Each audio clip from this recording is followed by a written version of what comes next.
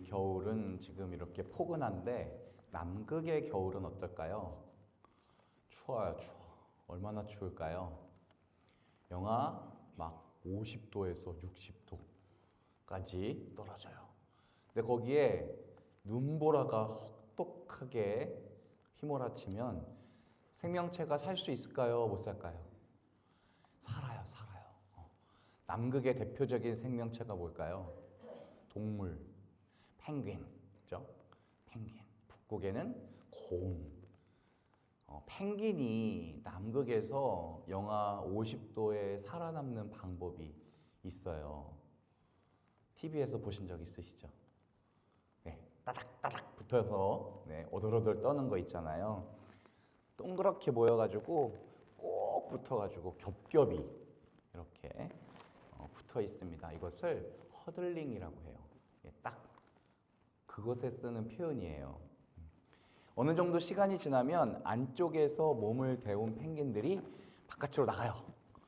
바깥에 있는 펭귄들이 안으로 또 들어와. 그러면서 서로에게 체온을 나눠줍니다. 체온만 나누는 게 아니라 이것은 생명을 나누는 일에 가까워요.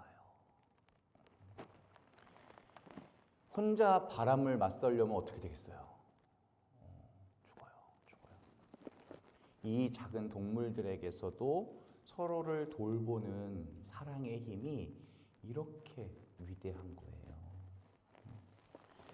파리나 모기도 가족이 있을까요?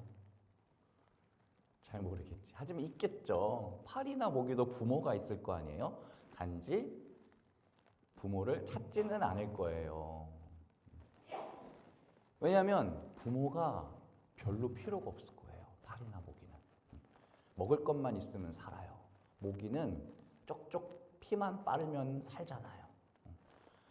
가족은 관계를 배우는 곳인데 파리나 모기는 가족에게서 배워야 할 게 별로 없을 것 같아요.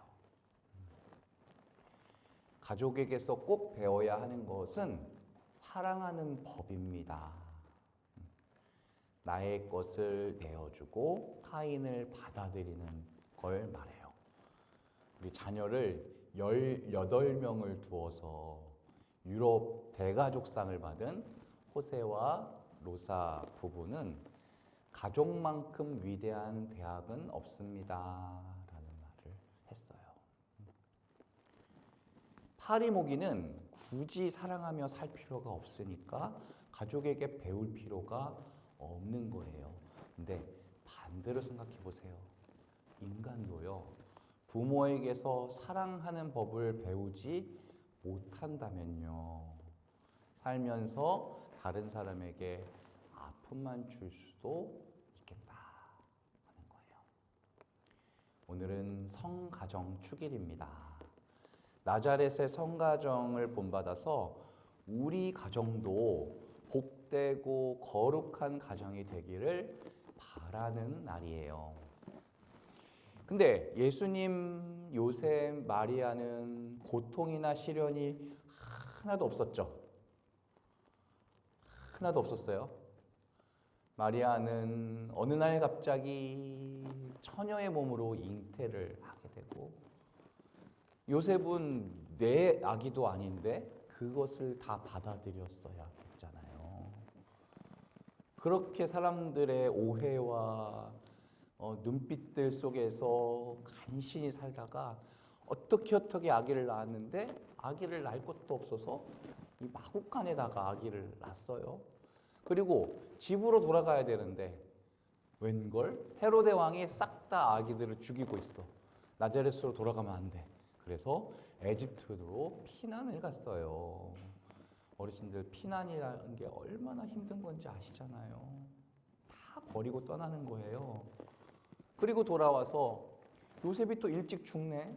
그래서 과부의 몸으로 이 아이를 아주 어떻게 키워냈는데 이 아이가 사람들에게 미움당하고 질타당하고 계속 손가락질 당하다가 결국에는 십자가상에서 죽을 때 성모님은 또 그걸 보고 있어야 되는 거예요. 이게 어떻게 고통이나 시련이 없는 가정이라고 하겠습니까? 상상도 못한 어려움, 고뇌. 그러면서도 그 가정 한가운데에 하느님을 모셔둔 거예요. 서로 신뢰하고 사랑하고 부둥켜 안은 거예요.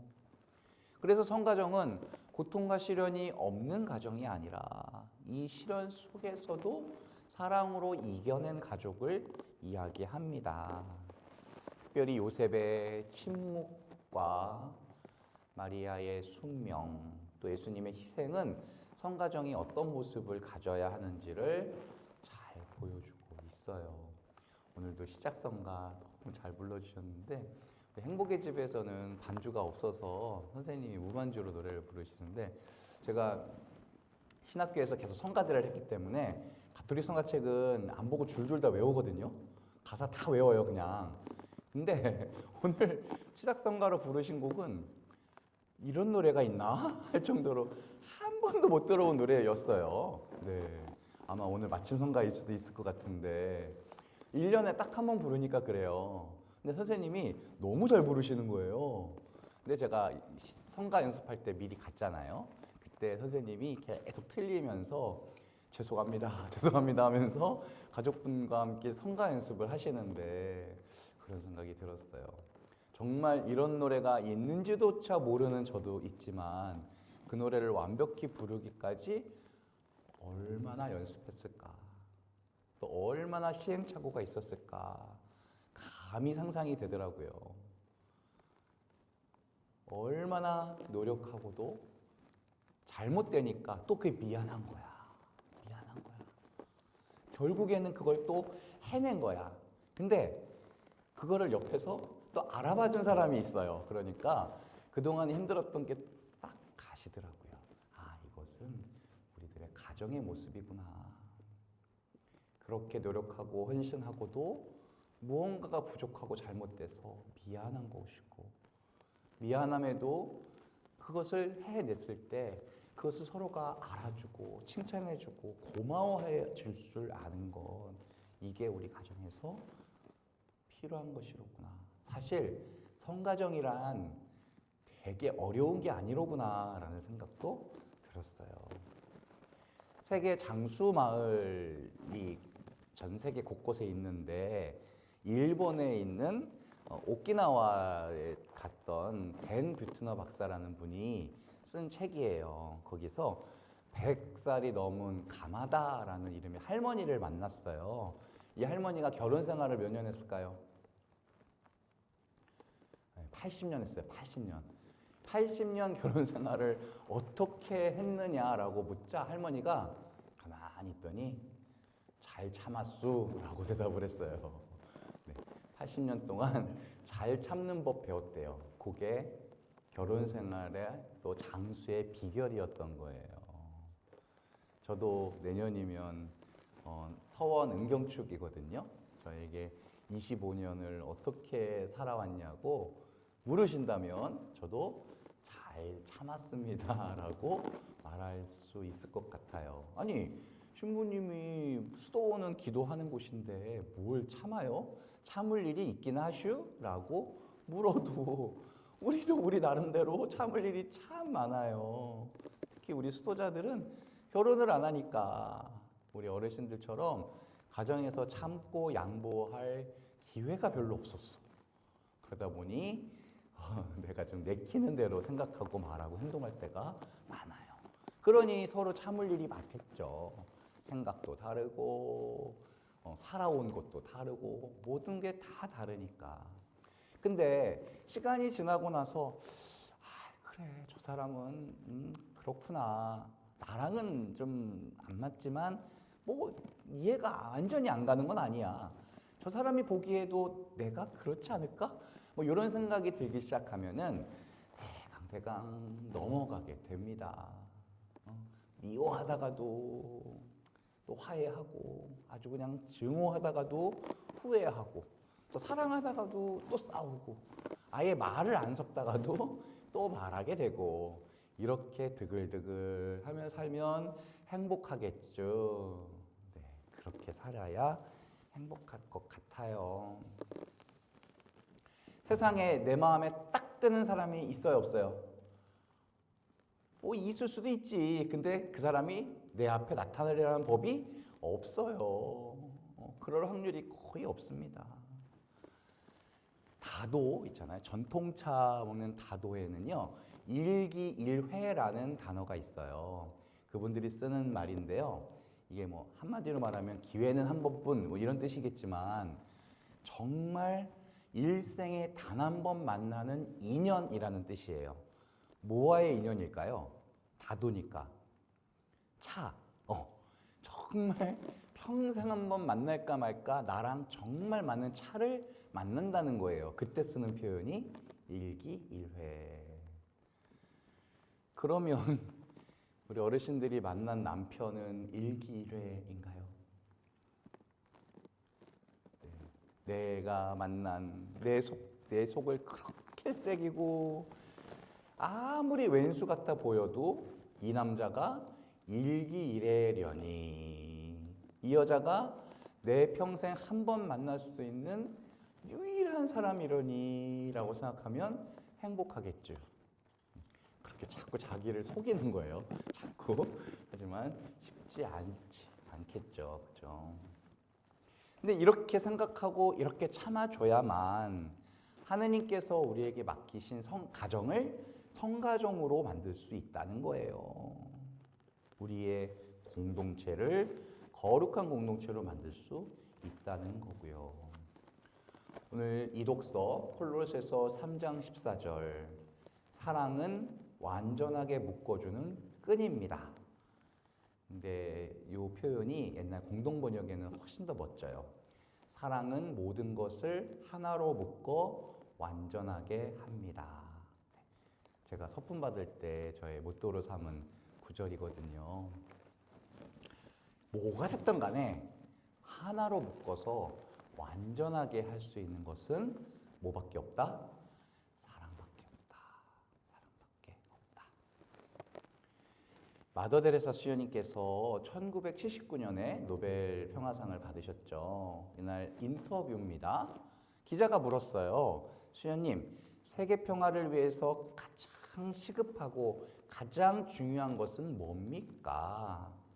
수녀님께서 고민조차 하지 않고 바로 말씀하셨어요. 세계 평화를 위해서 가장 중요하고 가장 시급한 일. 기자님, 빨리 집에 돌아가서 가족들과 사랑하세요. 라고 얘기했대요. 가족들과 사랑하세요. 인도 사람들은 정시에 칼같이 퇴근해가지고 가자마자 몸을 씻고 가족들하고 반드시 1시간 동안 기도해요. 앉아서. 그리고 저녁을 해서 먹어요. 몇 시간 동안 먹어요. 네. 기도하고 사랑하는 모습입니다. 성가정이란 것은 어느 날 뚝딱 만들어질 수 있는 거죠? 아니죠. 네, 아닙니다. 각자 역할에 충실하고 노력하고 일치하기 위해 희생하고 사랑으로 감싸주고 용서해주고 이게 쉬울까요? 어려울까요? 어려워요. 어렵죠. 네, 어려워요. 이 여정은 너무나 힘들고 인내가 필요한 여정입니다. 예수님의 부모님도 오늘 예수님이 없어졌어. 이거 왜 이러냐? 이해가 안 갔지만 당시에는 가족끼리 움직이는 게 아니라 여자는 여자끼리, 남자는 남자끼리 움직였어요. 근데 예수님은 12살이었잖아요. 그러니까 남자도 여자도 아니었던 거예요.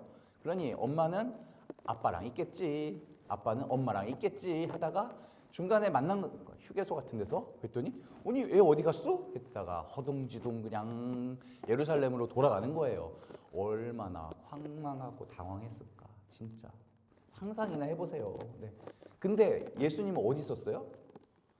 아버지의 집 성전에 계셨어요. 자, 며칠 만에 찾았어요? 3일 만에 찾았대요.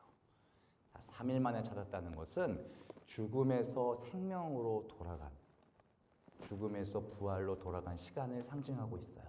돌아간 곳이 어디예요? 아버지의 집. 그렇다면 3일 동안 이 부모님은 죽음과 고통을 체험한 거예요. 내 아기, 내 소중한 아들 예수를 잃어버렸잖아요. 얼마나 힘들고 얼마나 깜깜했을까 눈앞이. 네. 그랬다가 결국에 찾아난 시간 3일입니다. 모든 영화를 보세요. 주인공이 뜻하는 바가 있어. 이것을 초목표라고 하는데요. 영화용어로. 이게 바로 이루어지면 영화가 돼요, 안 돼요? 안 돼요. 주인공은 열심히 뭘 하려고 해. 막 탈출을 하려고 하고요. 누구를 구출하려고 하고요. 뭔가 이루려고 하고요. 막 연애에 성공하려고 하고요. 근데 이게 돼요, 안 돼요? 안 돼. 그것을 그대로 두지 않을 거라는 반대 세력의 힘이 있어야만 그게 영화예요. 바로 우리 인생이 그런 거예요.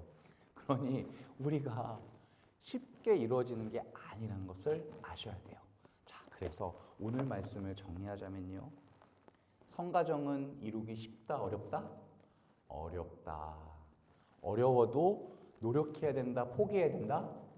노력해야 된다. 왜 그래야 된다? 우리가 행복할 수 있는 방법은 그거밖에 없기 때문에 그래요. 네, 그것이 주님의 뜻이기도 합니다. 오늘 성가정 축일에 과연 우리 사회 기초 공동체라고도 하고요. 가장 작은 단위의 교회라고도 불려요. 가정이 바로 그런 작은 교회로서의 역할을 다 하고 있는지, 정말 참된 인간, 또 성숙한 신앙인으로서 교육하고 있는 사랑의 학교인지를 반성해보고, 그러지 못한다면 우리 가정 안에 예수님을 모셔야 돼요. 정말 작은 교회로서, 사랑의 학교로서 사랑을 배울 수 있는 공동체가 될 수 있게 되기를 노력해 봅시다. 그리고 행복합시다. 아멘.